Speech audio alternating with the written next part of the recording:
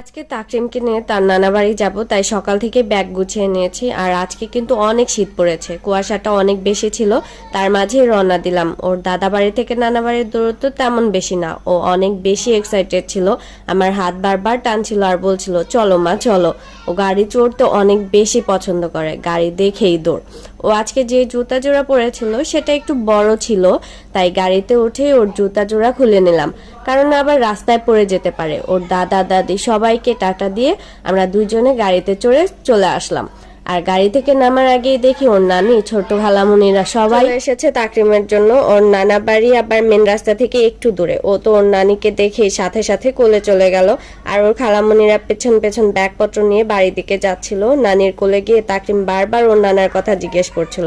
বাসায় যাওয়ার পর যখন ওর নানাকে দেখলো, কোলে থেকে কিছুতেই নামবে না, উল্টো আরো শক্ত করে জড়িয়ে ধরছিল। আশা কতদিন পর পাইছে কতদিন পর পাইছে